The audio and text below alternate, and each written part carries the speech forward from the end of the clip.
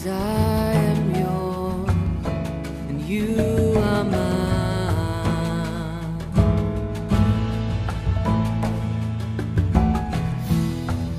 'Cause I am yours and you are mine. You are mine.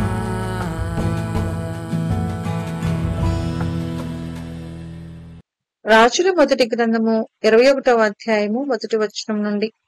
ఈ సంగతులైన తరువాత యెజ్రెయేలులో షోమ్రోను రాజైన ఆహాబు నగరును ఆనుకొని యెజ్రెయేలు వాడైన నాబోతునకు ఒక ద్రాక్ష తోట కలిగి ఉండగా, ఆహాబు నాబోతుని పిలిపించి, నీ ద్రాక్ష తోట నా నగరును ఆనుకొని ఉన్నది కనుక అది నాకు కూర తోటకిమ్ము, దానికి ప్రతిగా దానికంటే మంచి ద్రాక్ష తోట నీకిచ్చెదను, లేదా నీకు అనుకూలమైన ఎడల దానిని క్రయమునకిమ్మని అడిగెను. అందుకు నాబోతు, నా పిత్రార్జితమును నీకిచ్చుటకు నాకు ఎంత మాత్రమును వల్లపడదని చెప్పగా, నా పిత్రార్జితమును నీకియ్యనని యెజ్రెయేలీయుడైన నాబోతు తనతో చెప్పిన దానిని బట్టి ఆహాబు మూతి ముడుచుకొని వాడై కోపముతో తన నగరునకు పోయి మంచము మీద పరుండి ఎవరితోనూ మాటలాడకయు భోజనము చేయకయు ఉండెను. అంతటా అతని భార్య అయిన యెజబెలు వచ్చి, నీవు మూతి ముడుచుకుని వాడవై భోజనము చేయకయుండదవేమని అతని నడుగగా, అతడు ఆమెతో ఇట్లనెను, నీ ద్రాక్ష తోటను క్రయమునకు నాకిమ్ము, లేక నీకు అనుకూలమైన ఎడల దానికి మారుగా మరియొక ద్రాక్ష తోట నీకిచ్చిదనని యెజ్రెయేలీయుడైన నాబోతుతో నేను చెప్పగా, అతడు నా ద్రాక్ష తోట నీకియ్యననెను. అందుకతని భార్య అయిన యెజబెలు, ఇజ్రాయేలులో నీవిప్పుడు రాజ్య పరిపాలనము చేయటలేదా?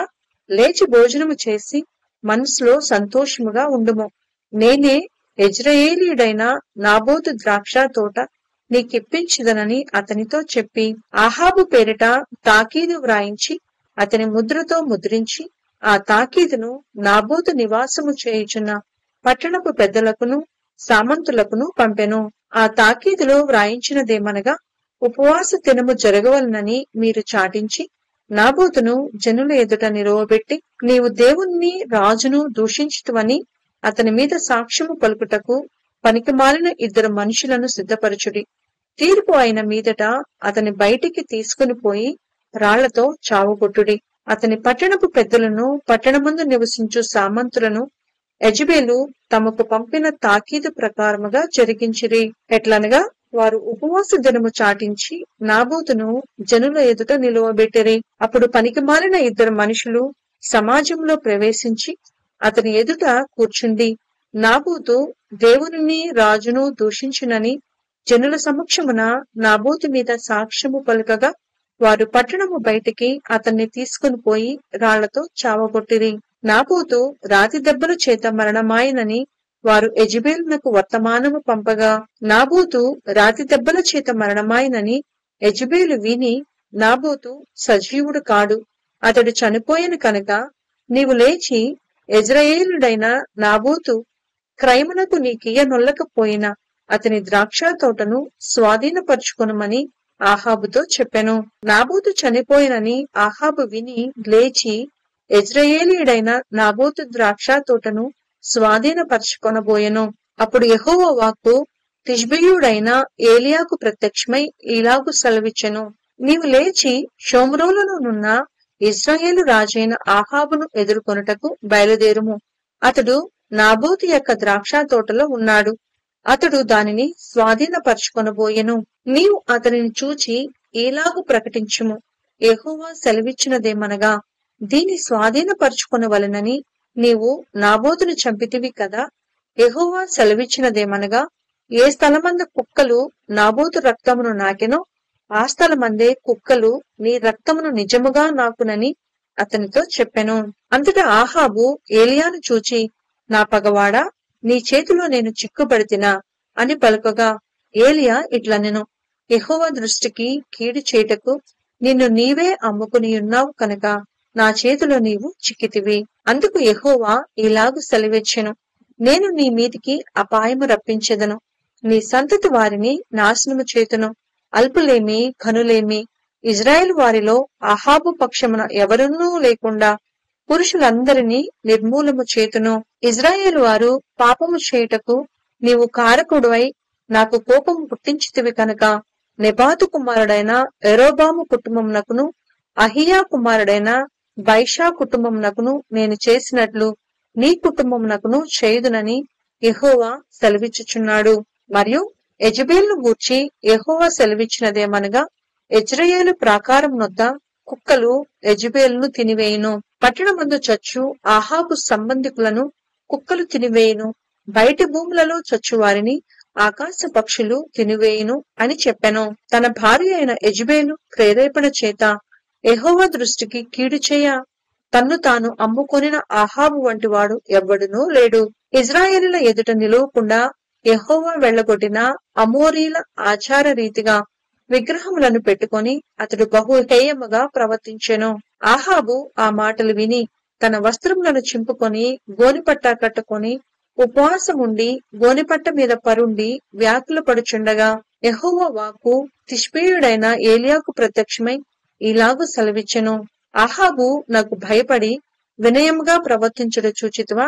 నాకు భయపడి అతడు వినయముగా ప్రవర్తించుట చేత ఆ అపాయము అతని కాలమునందు సంభవింపకుండా ఆపి అతని కుమార్ని కాలమునందు అతని కుటుంబీకుల మీదికి నేను దాన్ని రప్పించెదను. రాజుల మొదటి గ్రంథము 22వ అధ్యాయము మొదటి వచనం నుండి.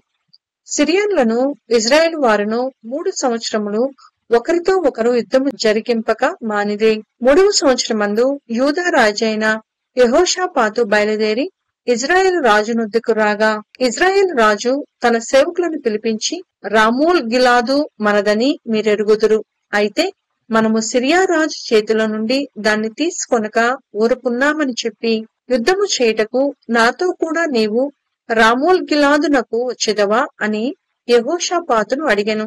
అందుకు యెహోషాపాతు, నేను నీవాడనే, నా జనులు నీ జనులే, నా గుర్రములను నీ గుర్రములే అని ఇజ్రాయేలు రాజుతో చెప్పెను. పిమ్మట యెహోషాపాతు, నేడు యెహోవా యొద్ద విచారణ చేయుదము రండని ఇజ్రాయేలు రాజుతో అనగా, ఇజ్రాయేల్ రాజు దాదాపు 400 మంది ప్రవక్తలను పిలిపించి యుద్ధము చేయుటకు రామోల్ గిలాదు మీదికి పోదునా పోకుందునా అని వారిని అడిగెను.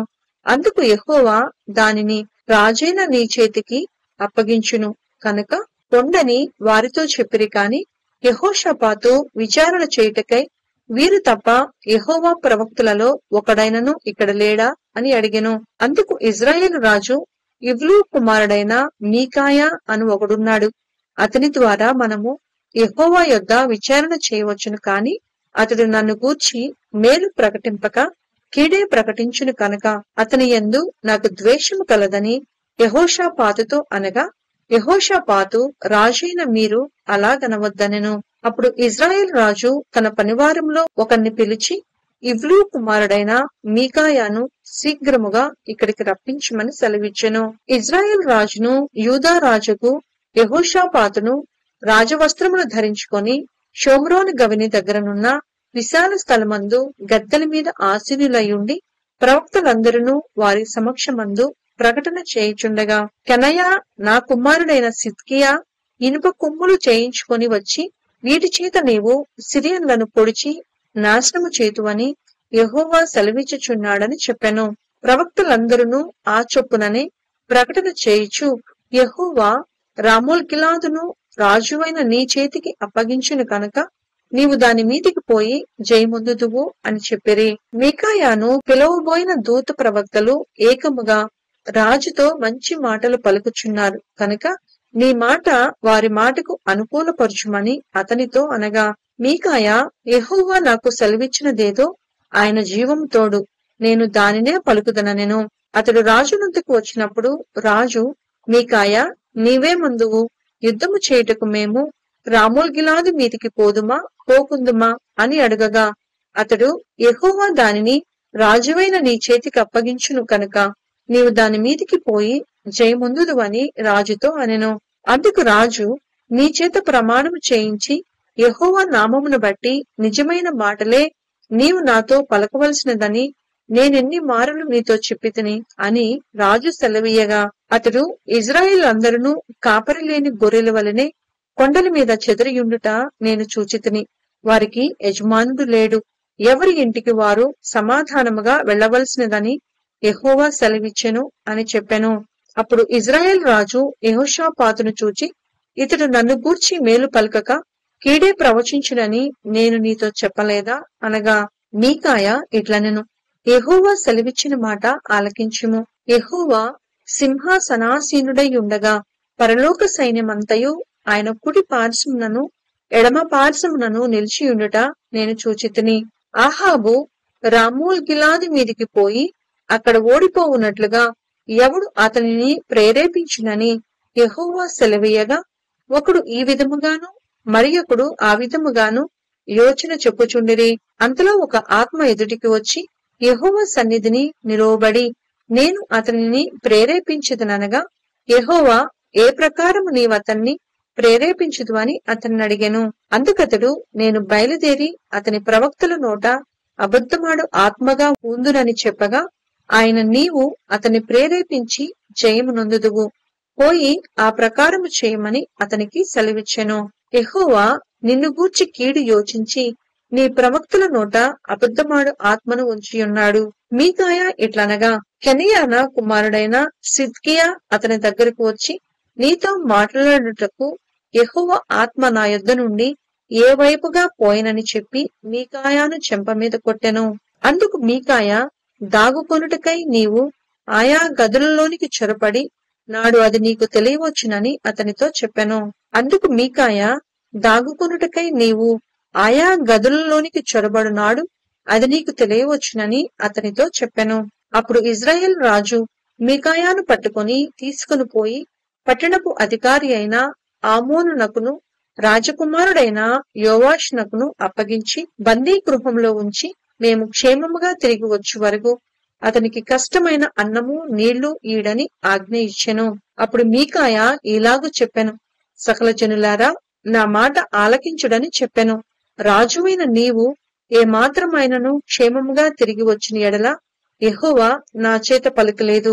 ఇజ్రాయేలు రాజును యూదా రాజుగు యెహోషాపాతును రామోల్ గిలాదు మీదికి పోవుచుండగా, ఇజ్రాయేల్ రాజు, నేను మారువేషము వేసుకుని యుద్ధములో ప్రవేశించెదను, నీవైతే నీ వస్త్రములు ధరించుకొని ప్రవేశించుమని యెహోషాపాతుతో చెప్పి మారువేషము వేసుకొని యుద్ధమందు ప్రవేశించెను.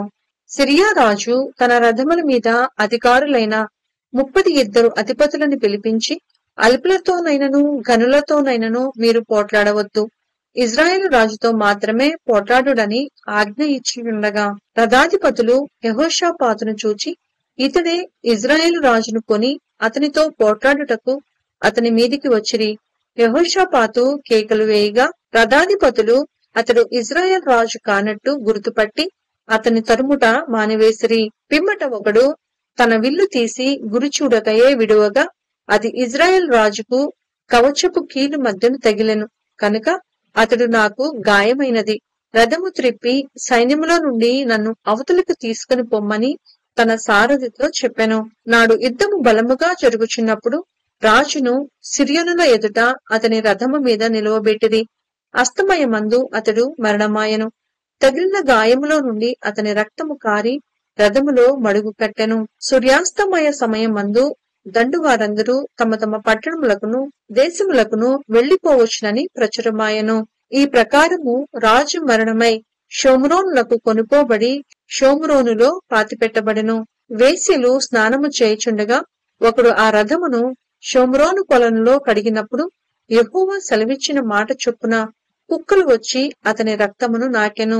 అహాబు చేసిన ఇతర కార్యములను గూర్చి, అతడు చేసిన దానంతటిని గూర్చి, అతడు కట్టించిన దంతపు ఇంటిని గూర్చి, అతడు కట్టించిన పట్టణములను గూర్చి ఇజ్రాయేలు రాజుల వృత్తాంతముల గ్రంథమందు వ్రాయబడి ఉన్నది.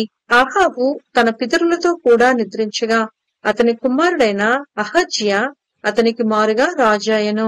ఆసా కుమారుడైన యెహోషాపాతు ఇజ్రాయేలు రాజైన అహాబు ఏలుబడిలో 4వ సంవత్సరమందు యూదాను ఏలనారంభించెను. యెహోషాపాతు ఏలనారంభించినప్పుడు అతడు 35 ఏండ్ల వాడై యెరూషలేములో 25 ఏండ్లు ఏలెను. అతని తల్లి పేరు అజూబా, ఆమె షిల్హీ కుమార్తె అయి ఉండెను. అతడు తన తండ్రి అయిన ఆసా యొక్క మార్గములన్నిటిని అనుసరించి యెహోవా దృష్టికి అనుకూలముగా ప్రవర్తించుచు వచ్చెను. అయితే ఉన్నత స్థలములను తీసివేయలేదు. ఉన్నత స్థలములలో జనులు ఇంకను బలులు అర్పించుచు ధూపము వేయుచు నుండిరి. యెహోషాపాతు ఇజ్రాయేలు రాజుతో సంధి చేసెను. యెహోషాపాతు చేసిన ఇతర కార్యములను గూర్చి, అతడు కనపరిచిన బలమును గూర్చి, అతడు యుద్ధము చేసిన విధమును గూర్చి యూదా రాజుల వృత్తాంతముల గ్రంథమందు వ్రాయబడి ఉన్నది. తన తండ్రి అయిన ఆసా దినములలో శేషించియుండిన పురుషగాములను అతడు దేశంలో నుండి వెళ్లగొట్టెను. ఆ కాలమందు ఎదోము దేశమునకు రాజు లేకపోయెను. ప్రధాని అయిన ఒకడు రాజ్యపాలనము చేయుచుండెను. యెహోషాపాతు బంగారము తెచ్చుటకై ఓఫీరు దేశమునకు పోవుటకు తర్షీషు ఓడలను కట్టింపగా ఆ ఓడలు బయలుదేరక ఎసోన్కి బెరునొద్ద బద్దలైపోయెను. అహాబు కుమారుడైన అహజ్యానా సేవకులను నీ సేవకులతో కూడా ఓడల మీద పోనిమ్మని యెహోషాపాతు నడగగా యెహోషాపాతు దానికి ఒప్పలేదు. పిమ్మట యెహోషాపాతు తన పితరులతో కూడా నిద్రించి తన పితరుడైన దావీదు పురమందు తన పితరులతో కూడా పాతిపెట్టబడెను. అతని కుమారుడైన యెహోరాము అతనికి మారుగా రాజాయెను. అహాబు కుమారుడైన అహజ్యా యూదా రాజైన యెహోషాపాతు ఏలుబడిలో 17వ సంవత్సరమందు షోమ్రోనులో ఇజ్రాయేలును ఏలనారంభించి 2 సంవత్సరములు ఇజ్రాయేలును ఏలెను.